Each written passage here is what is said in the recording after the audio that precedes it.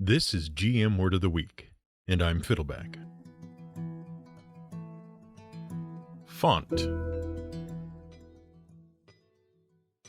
As we may have mentioned once or twice, we here at the Word of the Week are fans of fantasy role-playing games like Dungeons & Dragons and Pathfinder. In fact, we have spent the majority of our lives gaming under the illustrious title of Dungeon Master and the slightly less illustrious and more generic title of Game Master. If you somehow don't know what that means, well, we're curious how the heck you found this podcast and what you thought the GM in GM Word of the Week actually stood for. Drop us a line. Let us know. Anyway, if you somehow don't know what a Dungeon Master or Game Master is, the DM, or GM, is the person who creates the quests the heroes will undertake during a game of Dungeons & Dragons. And they are also the person who referees said games. It's complicated. The point is, though, that as Game Masters we spend a lot of time designing and preparing fantasy adventure games for our hapless players to attempt. That job involves spending a lot of time designing interesting fantasy locations for adventurers to explore, and writing down lots of little bits of description to bring those locations to life. As such, we spend an inordinate amount of time thinking about how, say, a medieval fantasy temple might be furnished, and what kind of things might be found there, and writing extensive notes about them. Things like braziers and censers and other ceremonial accoutrements that might be scattered around such a place. Which is why, this week, the word we're discussing is font. See, when it comes to describing a location like an ancient temple for a group of adventurers to plunder and pillage, a font is a very important consideration. During the game, you need to present information quickly and clearly to the players, and that means the details have to be quite readable. You need to be able to find information at a glance, and you can't be flipping pages too much. So the more information you can fit on one page, the better off you are. Choosing a font is a matter of balancing readability and size to balance clarity with informational depth. Because you can't have a temple without a font. Where else would they keep the holy water? Now, you probably know what homonyms are because you live in a world in which 86% of the population is literate. And in most of the countries this podcast is heard in, 99% of the population is literate. But that hasn't always been the case, which you probably also know. What you may not know is that while there have been several explosions in the literacy rate throughout the course of history, none of those famous explosions were as explosive as you might think. In fact, as late as 1820, only 12% of the population of the world could read and write.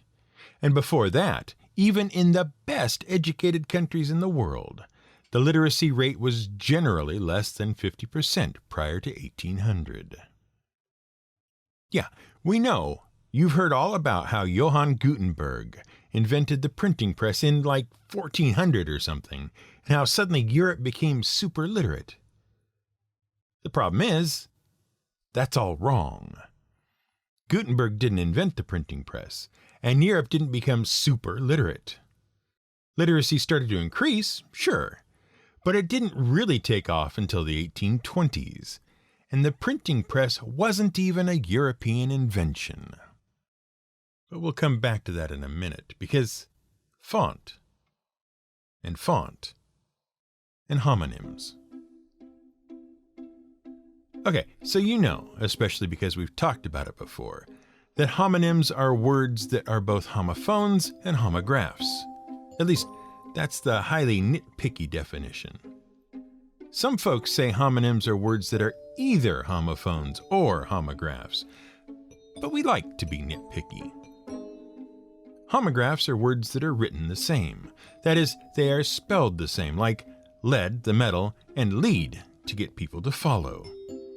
And homophones are words that are pronounced the same. They sound the same, even if they are written differently, like lead, the metal, and led to have gotten people to follow.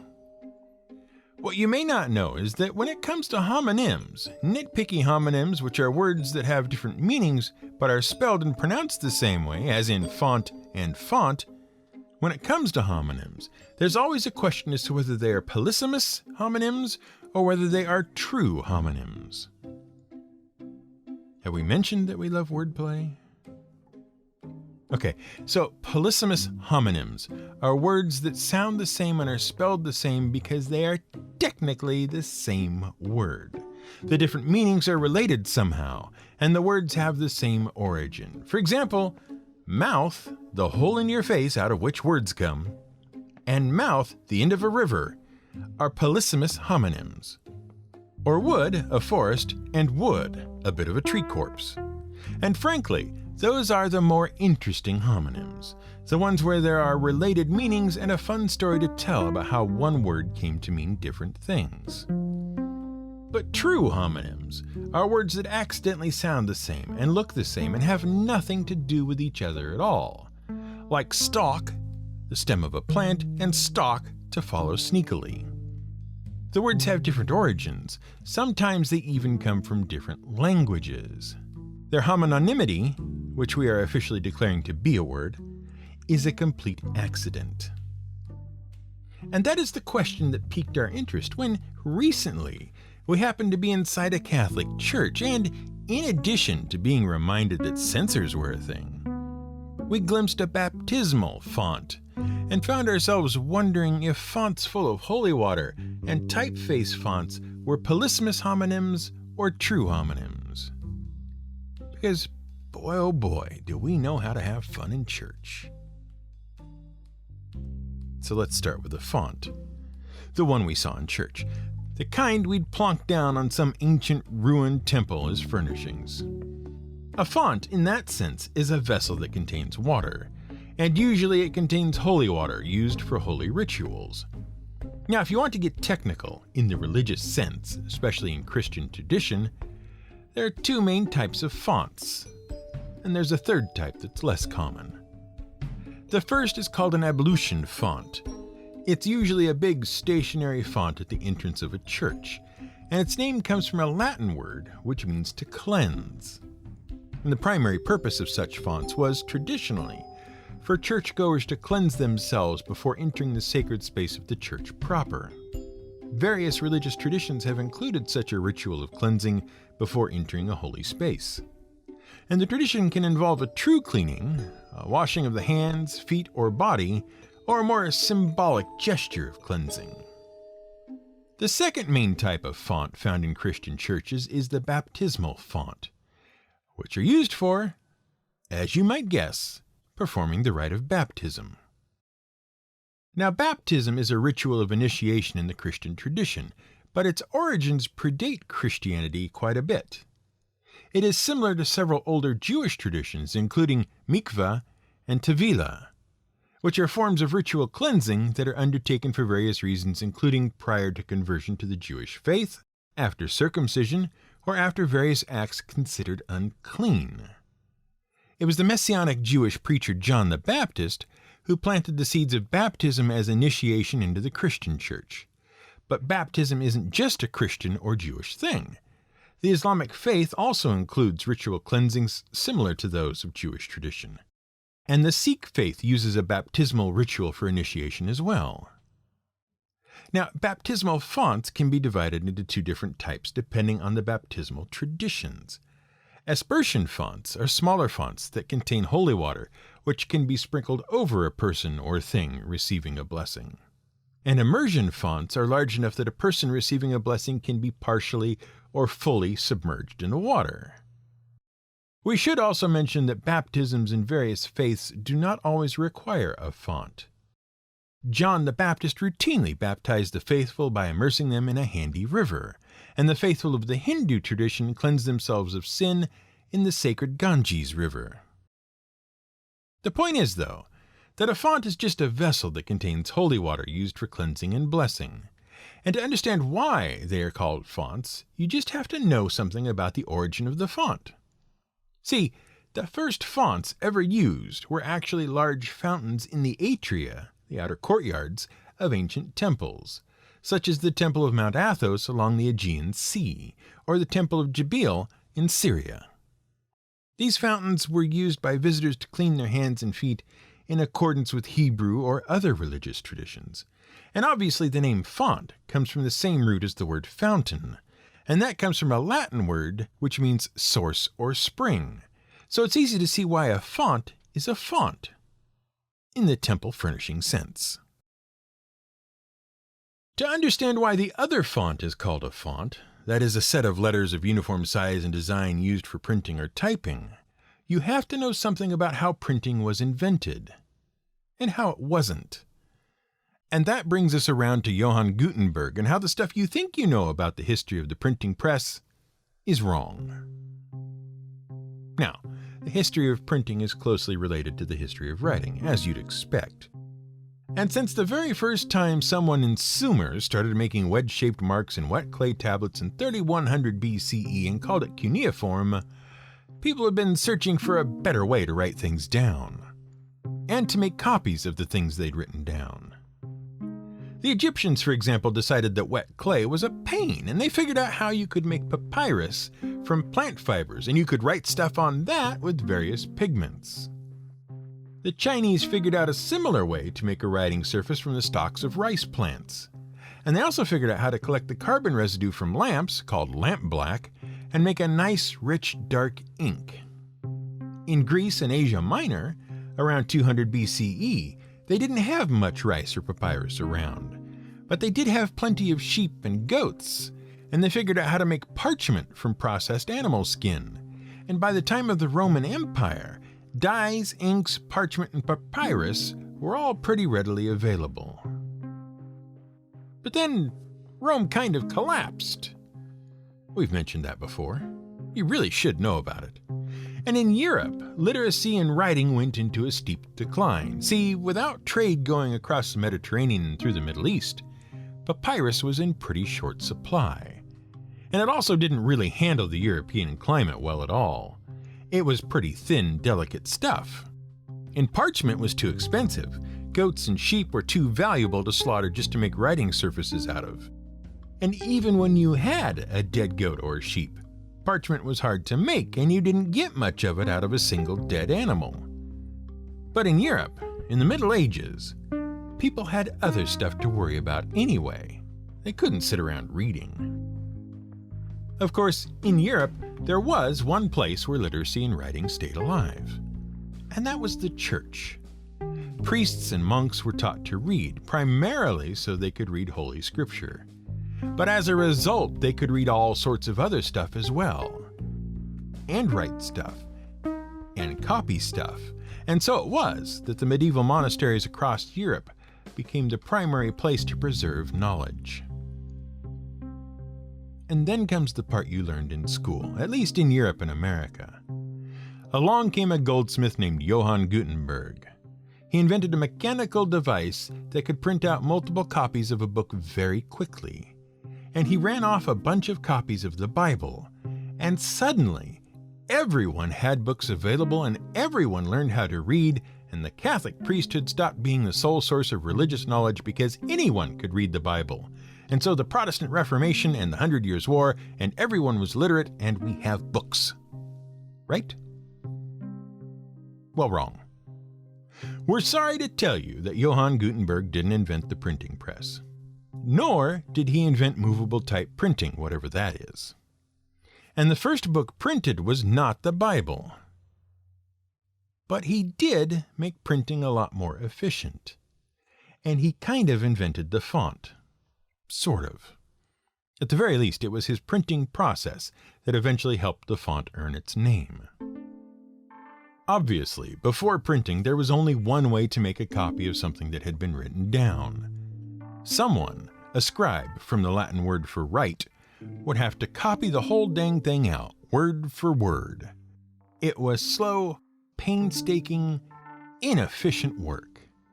And it was even more difficult if you didn't have anything to write on. See, before we can even address printing in the Western world, we have to address the lack of paper. Recall, as we said, that writing surfaces were in short supply in Europe. And we discussed this also a long time ago when we talked about palimpsests. But then, someone in Samarkand, which is located in what we now call Uzbekistan, someone in Samarkand figured out a way to make a much more durable form of papyrus from wood or plant pulp. And that was called paper. That was around 500 CE, and the technique spread into Asia Minor and the Middle East.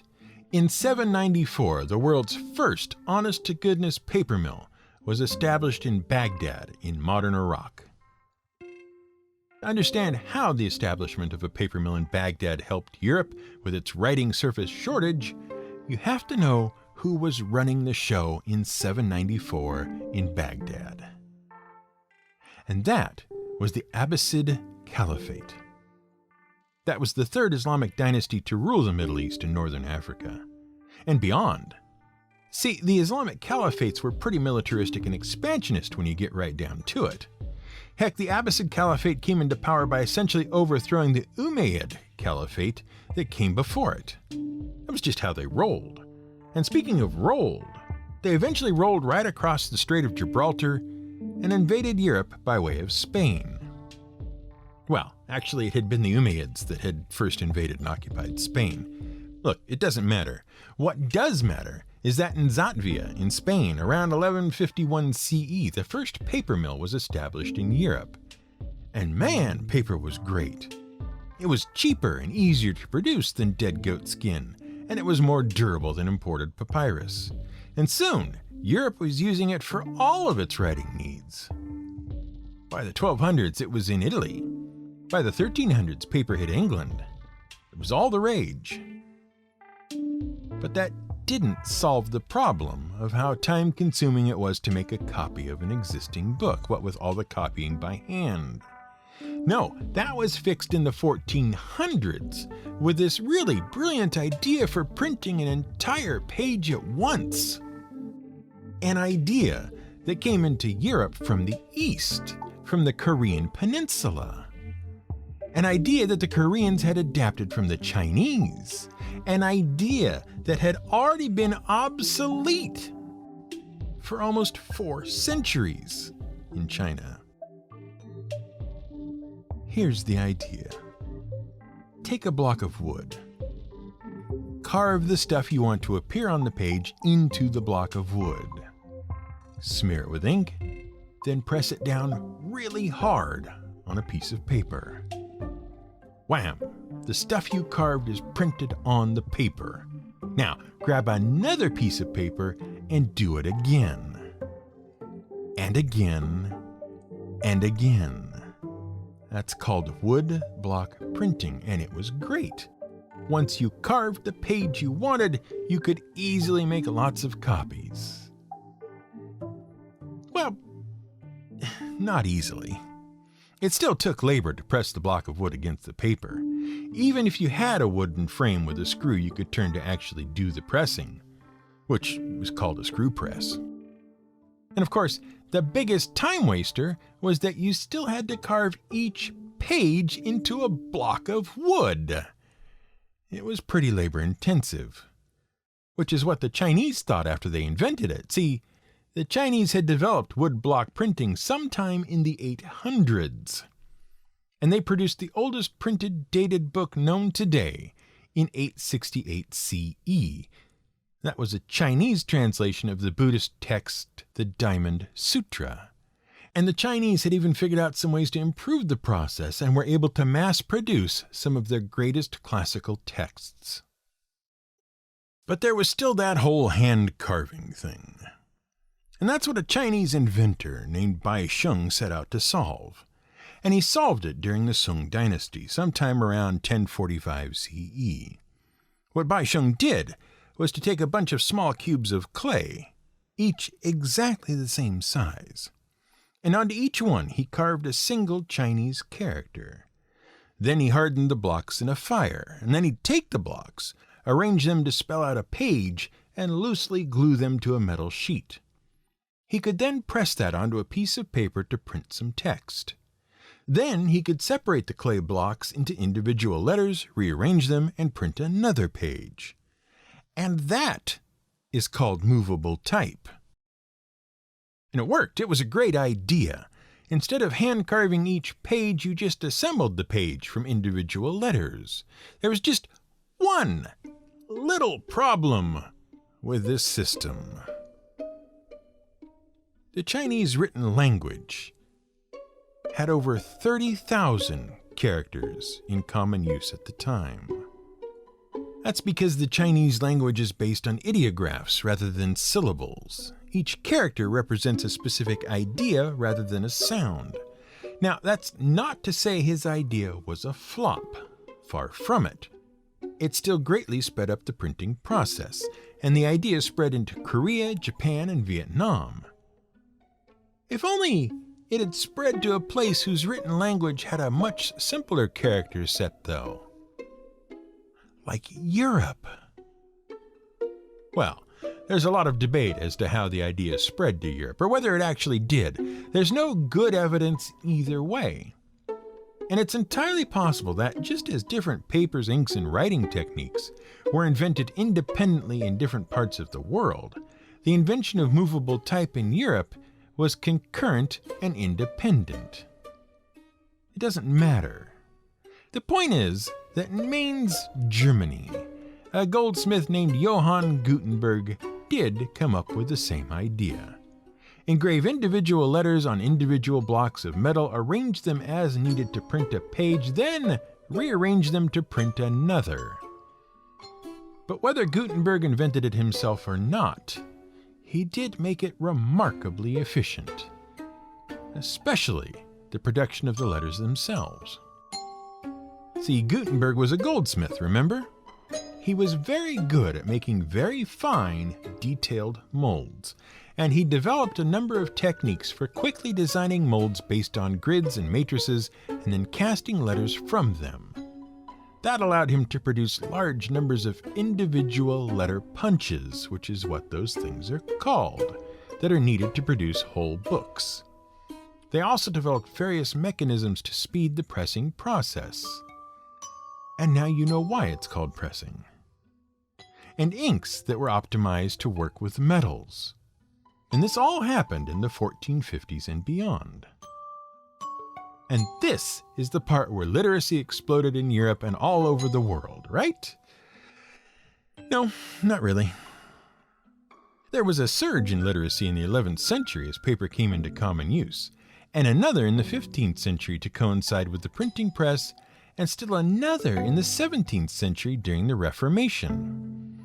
But except for the Scandinavian countries, which were almost fully literate by the early 17th century, the rest of Europe and America hovered around a 30 to 40% literacy rate until the Industrial Revolution and the development of modern educational systems. But none of that answers the question, why is a typeface called a font? And we promised the answer had to do with the invention of movable type, or the reinvention of it in Europe anyway.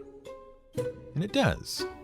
See, font, a typeface, comes from the same Latin root as the word foundry and fondue. Yes, really, fondue. It's the Latin word fundere, which means to melt, pour, or mold, which is how Gutenberg and his successors made their letter punches. So font and font are only the same by lucky happenstance, a quirk of linguistic fate, possibly like the invention of movable type printing on two different continents. Maybe. Sadly, we'll never know that one for sure. This has been GM Word of the Week. It's written and researched by The Angry GM and produced by me, Fiddleback. You can support us on Patreon at patreon.com/GM Word of the Week. You can find more at gmwordoftheweek.com and theangrygm.com.